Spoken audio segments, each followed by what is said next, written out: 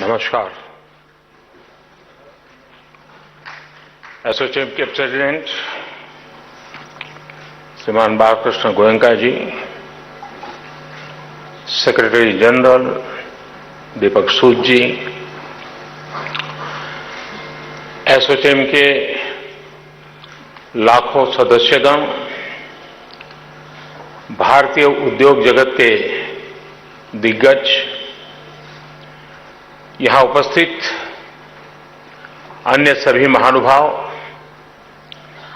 देवी और सज्जनों, एसोचैम ने आज एक बहुत अहम पड़ाव पार किया है। 100 वर्ष का अनुभव व्यक्ति हो या संस्था बहुत बड़ी पूंजी होता है और मैं एसोचैम के सभी सदस्यों को इस महत्वपूर्ण पड़ाव पर बहुत बहुत बधाई देता हूं, अनेक अनेक शुभकामनाएं देता हूं। इस 100 साल की यात्रा में कई उतार चढ़ाव आए होंगे, कई मोड़ आए होंगे, कभी मंजिल को पार किया होगा, कभी मंजिल को छू करके अटक गए होंगे। अनेक वीर लोगों ने इसका नेतृत्व किया होगा, उसका योगदान किया होगा और एक प्रकार से 100 साल तक लगातार जो लोग जुड़े हैं, जिन जिन लोगों ने इसे यशस्वी बनाने के लिए प्रयास किया है, वे भी अभिनंदन के अधिकारी हैं। उनका भी मैं धन्यवाद करता हूं।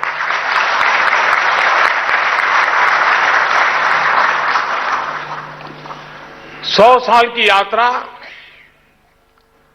मतलब कि आपने 3 शताब्दियों के दर्शन किए हैं और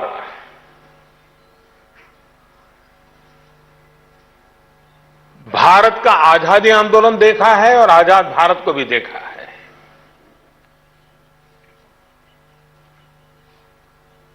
भारत की इस विकास यात्रा का जो इतिहास है, उसके साथ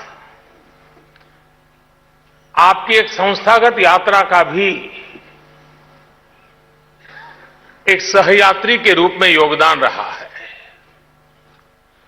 मुझे बताया गया है कि करीब करीब 70-75 लोकेशंस पर यह आयोजन वीडियो कॉन्फ्रेंस के माध्यम से दिखाया जा रहा है।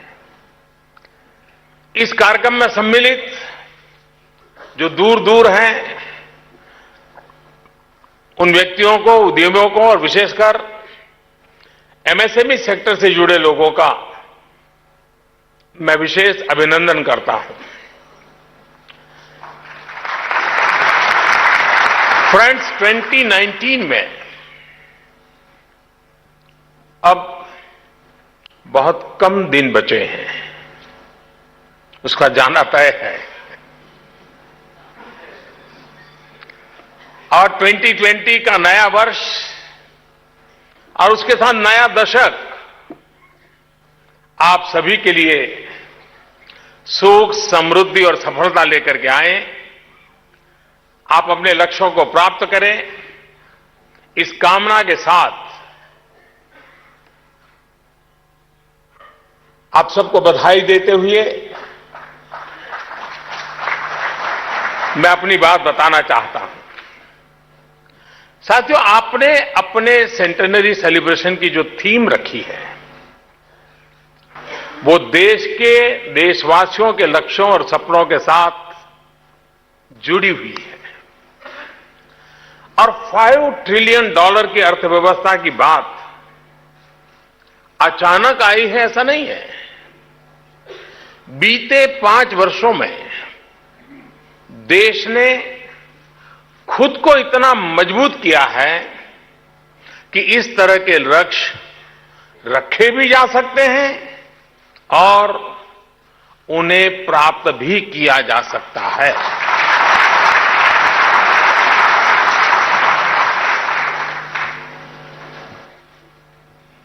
ये आप अच्छी तरह जानते हैं कि 5-6 साल पहले हमारी अर्थव्यवस्था डिजास्टर की तरफ बढ़ रही थी। हमारी सरकार ने न सिर्फ इसे रोका है, बल्कि अर्थव्यवस्था में डिसिप्लिन लाने का भरसक प्रयास किया है। भारत की अर्थव्यवस्था तय नियमों से चले, तय लक्ष्यों की तरफ बढ़े, इसके लिए हमने व्यवस्था में आधारभूत परिवर्तन किए हैं, चौतरफा फैसले लिए हैं, उद्योग जगत की दशकों पुरानी मांगों को पूरा करने पर ध्यान दिया है और इसलिए आज $5 ट्रिलियन की इकोनॉमी के लिए एक मजबूत आधार बना है। आमतौर पर सरकार कुछ टारगेट तय करती है, उसको अचीव करने के लिए अपनी सरकारी मशीनरी को काम बांटती है, रोड मैप बनाती है, मॉनिटर करती है। ये एक तरीका है, वो गलत है ऐसा मैं नहीं कहता हूं, लेकिन जब तक मैप बनाती है, मॉनिटर करती है, ये एक तरीका है, वो गलत है ऐसा मैं नहीं कहता हूं, लेकिन जब तक पूरा देश मिलकर के लक्ष्य तय नहीं करता है, लक्ष्य को पार करने के लिए मिलकर के नहीं चलता है, लक्ष्य को पार करने के लिए अपनी अपनी जिम्मेवारियों में सक्रियता नहीं लाता है, तो वो एक सरकारी कार्यक्रम बन जाता है। $5 ट्रिलियन इकोनॉमी का लक्ष्य,